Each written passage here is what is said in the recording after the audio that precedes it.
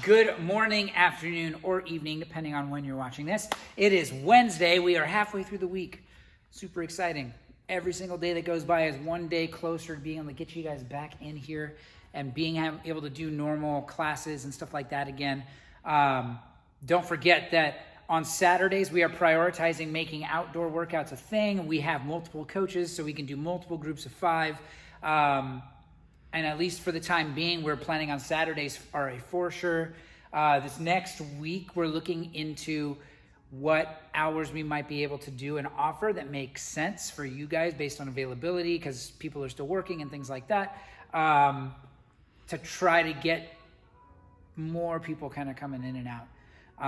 I guess out primarily because we're outdoors and not indoors. It is weather dependent, obviously, but Saturdays will be rain or shine. And at least we'll be here and be ready for you guys. So until we get to phase 2 and we can get more people in, that's when things kind of start to resemble a little more normalcy than what we've had in the last few months. But let's take a look at what we're getting into. Again, playing off of, like I mentioned for yesterday, we're starting to do a little bit more bar work for those of us that have bars. And I really want to encourage you guys, as you look at the prescribed weights on these, do not be afraid to scale back. I'm still always going to approach programming as you program for your best athletes and let everyone else scale accordingly. That way your best is still pushed. They're still pushed and progress and get better, just like all of us. So do not feel obligated to, just because the board says to do 135 pounds for this workout today, that's going to be appropriate.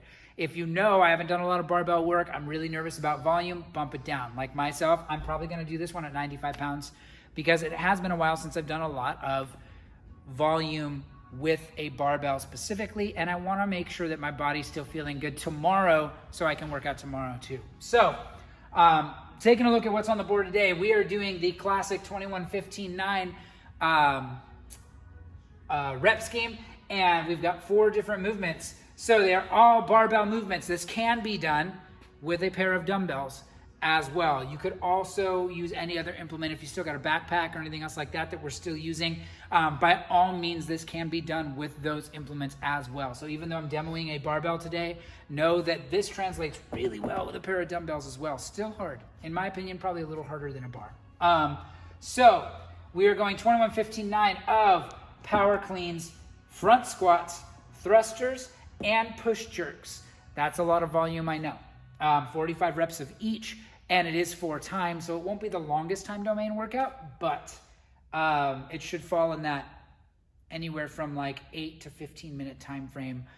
Ideally, if you're a little longer, that's okay, but that's kind of what I have in my mind. So we're going power clean. The prescribed weight today is going to be 135 for guys, 95 for gals. If you don't have that kind of weight at home, use what you can and still get creative. We're still working with what we got for now, even though we are so close to being able to be back together and working out together and getting better together. So let's talk a little bit about the movements here. Now, power clean, yesterday we talked about snatches, and the 2 big cues I gave on that snatch is a jump and punch.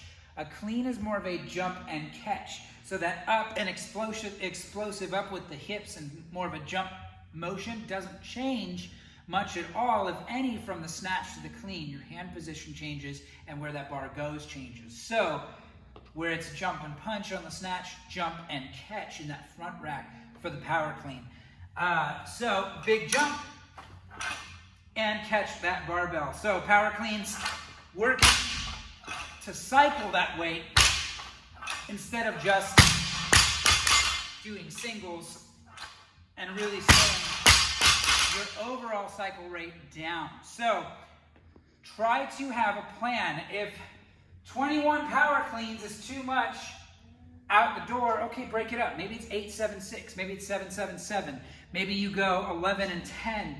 But have a plan of attack on how you're going to do this, because it is a lot of volume. It is 4 different movements. It's not like a Fran where it's over in 2 to 5 minutes. This one is going to take longer, and there is more work involved. So we got the power clean, the front squat. Once I get into that finished position of my clean, I'm going to send my hips back and down and then stand all the way back up really fight to keep those elbows up tall. A very common flaw when you're front squatting is we have a tendency to drop our elbows. That's gonna round my upper thoracic, and it's not gonna put me in a good position to reestablish that upright chest, keep my spine neutral, and be able to actually utilize my core. So when you start to get tired, if you start to find that as you're squatting, you're getting that motion, really focus on reaching for the ceiling with your elbows. So from the bottom, I'm driving my elbows up and trying to keep my chest nice and tall. Thrusters, everyone's favorite thing to hate. So with that, we go from a front squat and just add a push press to the top. And I really want you to think about a big jump with that bar off your shoulders and up to that lockout position. So you can see that these movements build on one another. You can easily transition from a power clean to a front squat, from a front squat to a thruster. And yes, I will say that for the sake of this workout, it is okay to say, you know, if I finish my clean, my last power clean, and I stand up with it, I can go straight into my front squats. What you can't do is squat clean your last clean and count that as your first front squat. There's no double dipping on these reps. And the same thing goes from front squat to thruster. I want you to finish that front squat, that last front squat, before you start your first thruster. And then same thing for the jerks. Finish my thruster, I re-rack, and now I can start my push jerk. So with that push jerk, I'm in that front rack position. I really want you to focus on with a push jerk, it's specifically not a split. So don't split jerk it, feet should stay pretty much where they are. And you're gonna rebend your knees, get under the bar, and then stand right back up. And working on the timing of cycling that barbell is gonna be something that will make you more efficient. Timing that re-rack with your dip so you can go straight into your next push jerk. For those of us that have been doing this for a while, it's very obvious that you start to pick up on those things very quickly. But for those of us that are newer to it or getting back into it and it still feels weird, focus on that timing. While you're warming up, while you're getting ready, give yourself some practice reps so you can think about the timing of your push jerks and things like that. So 21 of each, 15 of each, 9 of each, time. That's what we're getting ourselves into. It is gonna be a spicy one today. Again, prescribed weight is fairly heavy. So don't be shy about scaling that stuff back. And then attack this one with everything you got. Guys, it's gonna be a good workout today. And you know, again, I'm just excited that every day we get closer and closer to having you guys back in this space. And I really, really, really look forward to that. And I know all of you do too. So love you guys, appreciate you guys. Have a good one today. Let's get after it.